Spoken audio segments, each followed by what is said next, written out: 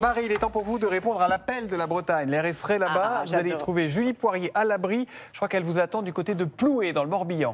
Bonjour Julie. Julie, ce matin, le Morbihan fait la une des journaux avec le passage de la tempête Kiran. Et ce n'est pas la première fois. C'est pas que ce matin d'ailleurs, c'est depuis quelques jours.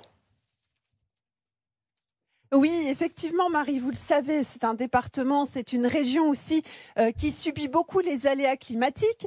Depuis des décennies, les tempêtes se succèdent. Alors, quoi de mieux que de venir ici dans l'antre de l'histoire de la presse écrite, eh bien pour retourner un petit peu en arrière et se remémorer un petit peu toutes ces tempêtes. Alors, on est venu chez Claude dans une collection débutée il y a 50 ans et regardez ce qu'on vous a trouvé ce matin avec Claude. Ce sont les journaux des dernières décennies. Là, on voit bien 2001, tempête, Claude. Hein. Oui, exactement. Après ça, 99. Ah ouais, 99. Alors ouais. Celle-ci, tout le monde s'en rappelle, Marie, la tempête avec Erika. Le naufrage de l'Erika et la marée noire qui en est suivie. Alors ça, c'est quoi? C'est vraiment la référence aujourd'hui? Oui, c'est la référence ici par rapport à 2023. Tous les journalistes, tous les correspondants vous parlent de cette référence-là, 99-2023. Le télégramme qui n'existe plus. Non, le télégramme existe. Ah, existe encore. Regardez, non, 95, on avait aussi des images de toutes ces inondations. Regardez comme c'est incroyable.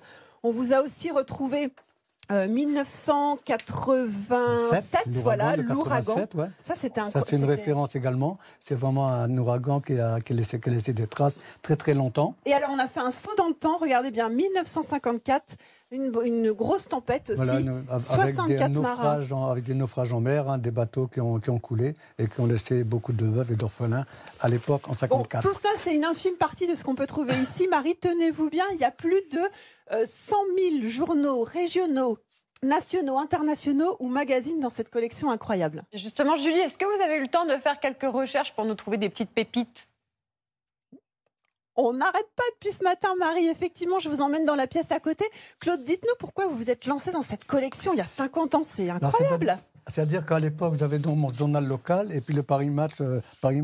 Et je m'étais dit, comme je m'intéresse à l'histoire, je m'étais dit ce serait intéressant donc, de conserver ça et de reprendre tous ces événements qui sont passés 15, 20, 30, 40 ans après. Pour ne pas les perdre, en fait. Pour ne pas les perdre et savoir ce qu'on a conservé en tête et ce que les historiens ont résumé. Allez, ça va vous plaire. Regardez ce qu'on vous a trouvé, le tout premier Paris Match.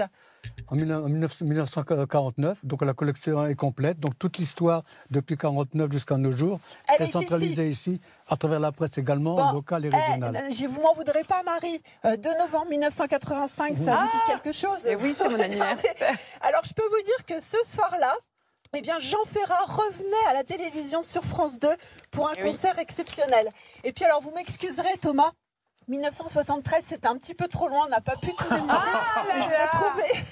Je vous ai trouvé le Paris Match quand même avec les bébés éprouvettes de la semaine de votre année de naissance. Comme par hasard. Du 2 juillet. Et puis il y a quand même un document incroyable qu'on veut vous montrer. On va se dépêcher d'aller de l'autre côté, Claude, parce que votre document le plus ancien, c'est lequel? Il date de quelle année? Donc le plus ancien, alors en reproduction, ça remonte à 1633. C'est le premier journal en France, donc la Gazette de Renaudot. Regardez cette première gazette. C'est une reproduction. Par contre... Presque 400 ans, Thomas et Marie. C'est incroyable, ça. Waouh. Donc ça, c'est donc une reproduction. Et le journal original le plus ancien... Et c'est fini, Claude. C'est déjà fini.